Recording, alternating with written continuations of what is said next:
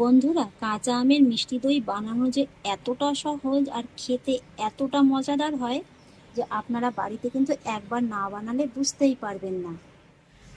নমস্কার বন্ধুরা, অনুভার রান্নাঘরে আরও একটি নতুন পর্বে সবাইকে স্বাগত জানাচ্ছি। বন্ধুরা, আজকে আমি আপনাদের তৈরি করে দেখাবো কাঁচা আমের মিষ্টি দই। কাঁচা আম ফুরিয়ে যাওয়ার আগে আগে এই রেসিপিটি অন্তত একবার হলেও তৈরি করে খেয়ে দেখুন। কথা দিচ্ছি বন্ধুরা, অন্য যে কোনো দই খাওয়া কিন্তু একেবারে ভুলে যাবেন। কাঁচা আমের এই মিষ্টি দইটা খেতে এতটাই সুস্বাদু হয় যে বারবারই কিন্তু খেতে মন চাইবে। আর সেই জন্য দেখুন বন্ধুরা, শুরুতেই কিন্তু আমি একটা ছাঁকনির মধ্যে 200 গ্রামের মতো টক দই কিন্তু এইভাবে ছেঁকে নিচ্ছি।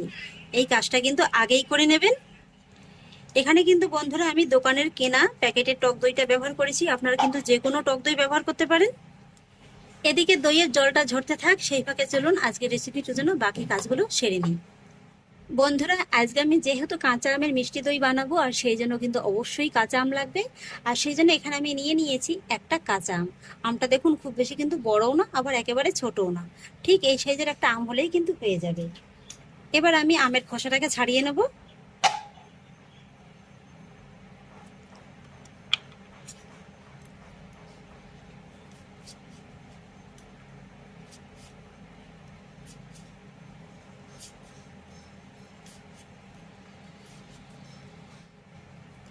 তো দেখুন বন্ধুরা, আমের খোসাটাকে আমি খুব সুন্দর করে ছাড়িয়ে নিয়েছি। আর এবারে আমি এই আমটাকে একটু পাতলা পাতলা করে কেটে নেব।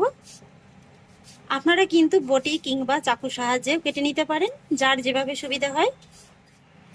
তো দেখুন বন্ধুরা, আমটাকে কিন্তু আমি খুব সুন্দর করে কেটে নিয়েছি। আর এই যে দেখুন বন্ধুরা, আমটা কিন্তু একটু শক্ত হয়ে গেছে, এই যে দেখুন আটিটা কিন্তু একটু শক্ত হয়ে গেছে। আর এবারে আমি আমটাকে একটু পেস্ট করে নেব, সেই জন্য ছোট দেখে একটা মিক্সচার জার নিয়ে নিয়েছি, জারের মধ্যে পুরো আমটাকে নিয়ে নেব। আর তারপরেই আমের মধ্যে খুবই সামান্য একটু জল দিয়ে আমটাকে একদম খুব ভালোভাবে পেস্ট করে নেব। এই সামান্য একটু জল দিলে কি হবে, আমটা একদম স্মুথলি পেস্ট হয়ে যাবে। আমটাকে আমি খুব সুন্দর করে পেস্ট করে নিয়েছি। আর এবার আমি আমের পেস্টটাকে কিন্তু একটু রান্না করে নেব। আর সেই জন্য গ্যাস ওভেনে একটি প্যান বসিয়ে দিয়েছি, প্যানের মধ্যে কিন্তু আমের পেস্টটাকে দিয়ে দিচ্ছি। দেখুন বন্ধুরা, আমের পেস্টটা কিন্তু এইভাবে একদম স্মুথলি পেস্ট করে নিতে হবে। আর এই আমের পেস্টটাকে কিন্তু খুব বেশি সময় নিয়ে রান্না করার প্রয়োজন নেই, মিডিয়াম লো ফ্লেমে মোটামুটি 3 থেকে 4 মিনিটের মতো একটু রান্না করে নিলেই কিন্তু হয়ে যাবে। এবার আমি আপনাদের 1 মিনিট বাদে দেখিয়ে দিচ্ছি। এই যে দেখুন বন্ধুরা, মিশ্রণটা কিন্তু আগের থেকে একটু ঘন হয়ে গেছে। আর যেহেতু বন্ধুরা কাঁচা আমের একটা সুন্দর সবুজ রং আছে, তাই এই দইয়ের মধ্যে যাতে করে কাঁচা আমের সেই সুন্দর সবুজ রংটা থাকে, তাই আমি এর মধ্যে অ্যাড করব সামান্য একটু, এই মোটামুটি 2 থেকে 3 ফোঁটার মতো সবুজ ফুড কালার। তবে এটা কিন্তু সম্পূর্ণই অপশনাল, আপনাদের হাতের কাছে না থাকলে না দিলে কিন্তু কোনো অসুবিধা নেই। ফুড কালারটাকে আমি খুব ভালোভাবে মিশিয়ে নেব। তো দেখুন বন্ধুরা, ফুড কালারটাকে আমি কিন্তু খুব ভালোভাবে মিশিয়ে নিয়েছি। এবার কিন্তু গ্যাসের ফ্লেমটাকে একই রকম ভাবে মিডিয়াম লোতে রেখে এটাকে আরও 1.5 থেকে 2 মিনিটের মতো একটু রান্না করে নিলেই কিন্তু হয়ে যাবে। আর বন্ধুরা, এই কাঁচা আমের আম দই বা মিষ্টি দই বানানোর জন্য কিন্তু এই কাজটা অবশ্যই করে নিতে হবে। এই আমটাকে কিন্তু অবশ্যই এইভাবে 3 থেকে 4 মিনিটের মতো একটু জাল করে নিতে হবে, যাতে করে আমের ভিতরে যে জলীয় ভাবটা আছে আর যতটুকু জল দেওয়া হয়েছিল সেটা যাতে খুব ভালোভাবে একদম শুকিয়ে যায়। এই যে দেখুন বন্ধুরা, এখন আমি আপনাদের 3-4 মিনিট বাদে দেখিয়ে দিচ্ছি। এই যে দেখুন, আমটাকে জাল করতে করতে এইভাবে দেখুন খুব সুন্দর একেবারে একটা জেলির মতো কিন্তু হয়ে যাবে। ঠিক এই পর্যায়ে গ্যাসের ফ্লেমটাকে অফ করে দিতে হবে। এই যে দেখুন বন্ধুরা, কত সুন্দর ঘন হয়ে গেছে আর কত সুন্দর একদম একটা জেলির মতো হয়ে গেছে। এবার আমি এই আমের জেলিটাকে অন্য একটি পাত্রের মধ্যে নামিয়ে নেব। আর তারপরে এই জেলিটাকে কিন্তু খুব ভালোভাবে ঠান্ডা করে নিতে হবে। এবার আমি দই তৈরি করার জন্য গ্যাস ওভেনে একটি কড়াই বসিয়ে দিয়েছি, আর তার মধ্যে নিয়ে নেব খুবই সামান্য একটু জল। আর তার মধ্যে নিয়ে নেব 1.5 লিটার গরুর দুধ। এখানে আমি গরুর দুধটা নিয়েছি, আপনারা কিন্তু চাইলে প্যাকেটের ফুল ক্রিম দুধটাও ব্যবহার করতে পারেন। এইভাবে সামান্য একটু কড়ার ভিতরে যদি আগে জলটা দিয়ে দেওয়া হয়, তাহলে কি হবে, এই দুধটা কিন্তু কড়ার গায়ে আর লেগে যেতে পারবে না। এবার বন্ধুরা, দুধটাকে কিন্তু আমি একটু জাল করে নেব, আর সেই জন্য কিন্তু গ্যাসের আঁচটাকে একদম হাইতে রাখতে হবে। এখানে আমি 1.5 লিটার দুধটা নিয়েছি, জাল করে কিন্তু অর্ধেকটার মতো করে নিতে হবে। মোটামুটি 700 থেকে 750 গ্রামের মতো করে নিলেই কিন্তু হয়ে যাবে।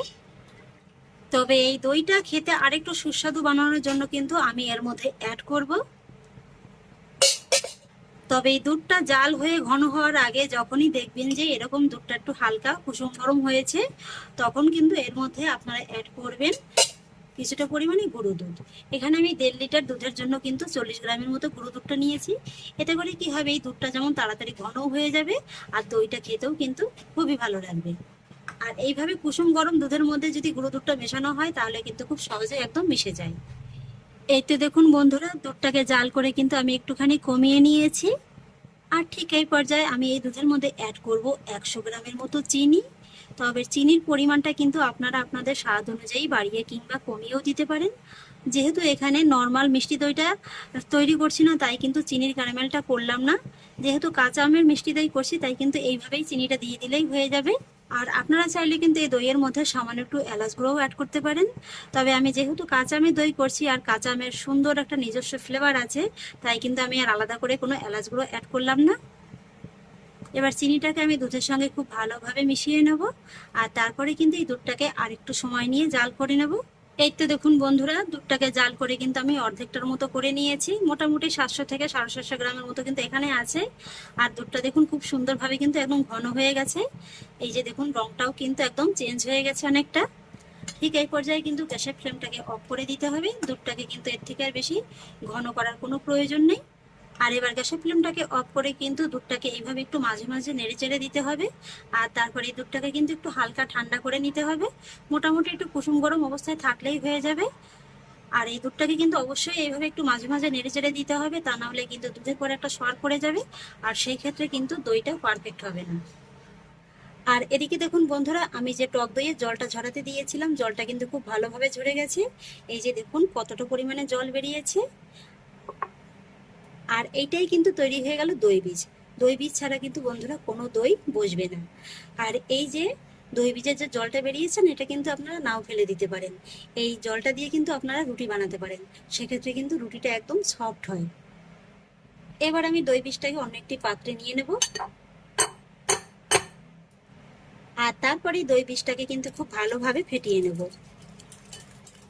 এমন ভাবে ফেটাতে হবে যাতে করে এই দইয়ের ভিতরে কোনো রকমের কোনো গুটলি ভাব না থেকে যায়। দই বীজটাকে আমি খুব সুন্দরভাবে ফেটিয়ে নিয়েছি। আর এবার আমি দই বীজের মধ্যে অ্যাড করব এই যে আগে থেকে যে আমটাকে জাল করে নিয়েছিলাম, সেই আমটা। এটাকেও দইয়ের সঙ্গে খুব ভালোভাবে ফেটিয়ে নেব। এই তো বন্ধুরা, আমের জেলিটাকেও আমি দই বীজের সঙ্গে খুব ভালোভাবে ফেটিয়ে নিয়েছি। এই যে দেখুন কত সুন্দর একটা ক্রিমের মতো হয়ে গেছে। আর এদিকে দেখুন বন্ধুরা, আমি আজকের এই কাঁচা আমের মিষ্টি দইটা বসানোর জন্য এরকম একটা মাটির হাঁড়ি নিয়ে নিয়েছি।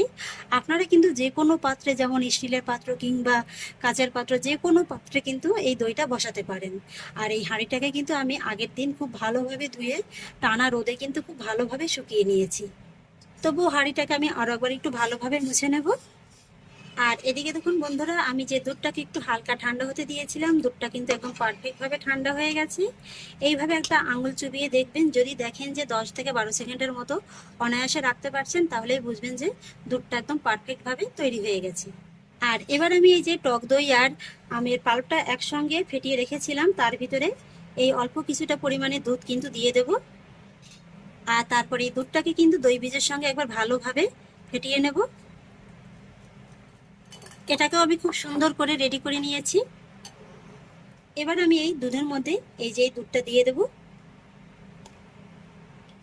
তারপরে এই দুধটাকেও খুব ভালোভাবে ফেটিয়ে নেব। বন্ধুরা, দুধটা ফেটানোর পরে আমার মনে হচ্ছে রংটা একটু হালকা হয়ে গেছে, তাই দইয়ের মধ্যে কাঁচা আমের সুন্দর সবুজ রংটা আনার জন্য আমি আরো 2-1 ফোঁটার মতো সবুজ ফুড কালার দিয়ে দিচ্ছি। এবার ভালোভাবে ফেটিয়ে নেব। ফাইনালি আমি দুধটাকে খুব ভালোভাবে ফেটিয়ে নিয়েছি। আর এবার দেখুন বন্ধুরা, দইটা বসানোর জন্য আমি এরকম একটা কড়াই নিয়ে নিয়েছি, আর তার মধ্যে এরকম একটা কাপড় গোল পাক করে নিয়ে নিয়েছি। এবার আমি হাঁড়িটাকে এইভাবে কাপড়ের মধ্যে খুব ভালোভাবে বসিয়ে নেব। আর তারপরে এই দইটাকে হাঁড়ির মধ্যে ঢেলে দেব। এই তো বন্ধুরা, খুব সুন্দরভাবে বসিয়ে দিয়েছি। আর এবার দেখুন আমি নিয়ে নিয়েছি এরকম একটা খবরের কাগজ। কাগজটাকে এইভাবে হাঁড়ির মুখে দিয়ে দেব। আর তারপর একটা গার্ডার দিয়ে কিন্তু এইভাবে আটকে দেব। এখানে আপনাদের হাতের কাছে যদি ফয়েল পেপারটা থাকে সেটা দেবেন, তাহলে কিন্তু আরো ভালো হবে। আর তারপরে হাঁড়ির মুখটাকে এইভাবে ঢাকা চাপা দিয়ে দেব। আর তারপরে এই কড়ার ঢাকাটাকে কিন্তু এইভাবে আটকে দেব। আর ঢাকার মুখে যদি কোনো ছিদ্র থাকে অবশ্যই কিন্তু আটকে দিতে হবে। আর তারপরে এই কড়ার মুখে এইভাবে একটা মোটা তোয়ালে দিয়ে আমি খুব ভালোভাবে চেপে ঢেকে রেখে দেবো। আর এইভাবেই ঢেকে রেখে দেবো আমি সারা রাতের জন্য। আর চেষ্টা করবেন একটু গরম জায়গায় রাখার, তাহলে কি হবে, দইটা কিন্তু খুব সুন্দরভাবে বসে যাবে। ফিরে এলাম বন্ধুরা পরদিন সকালে। আপনাদের একবার দেখিয়ে দিচ্ছি যে দইটা ঠিক কেমন বসেছে।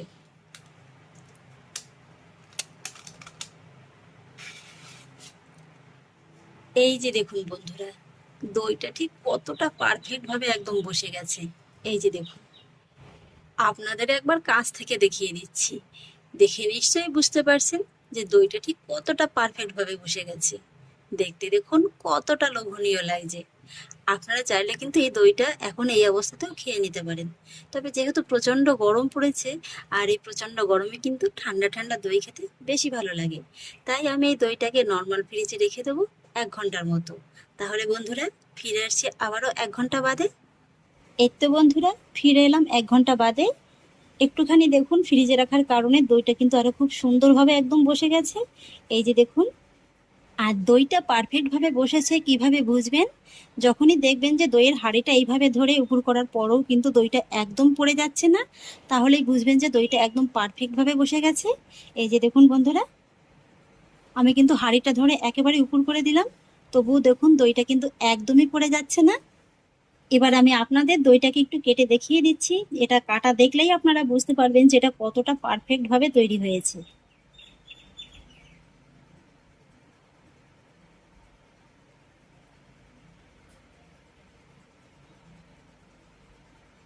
এই যে দেখুন বন্ধুরা, নিশ্চয়ই দেখে বুঝতে পারছেন যে দইটা ঠিক কতটা পারফেক্ট ভাবে তৈরি হয়েছে। দইয়ের ভিতরটা দেখুন শুধু একবার, একদমই কিন্তু কোনো রকম ভাবে কোনো জল কাটেনি।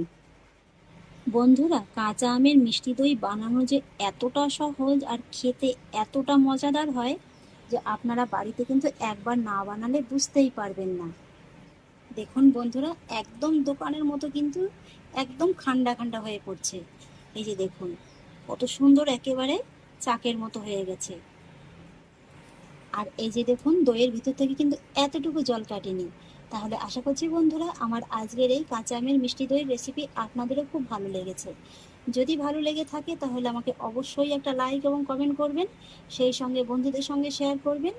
আর প্লিজ বন্ধুরা, যদি আমার পরিবারের নতুন সদস্য হয়ে থাকেন তাহলে একটা সাবস্ক্রাইব করে পাশে থাকা বেল আইকনটি প্রেস করে দেবেন। ফিরে আসছি এরকমই পরের অন্য কোনো নতুন রেসিপি নিয়ে। সবাই ভালো থাকুন, সুস্থ থাকুন। ধন্যবাদ।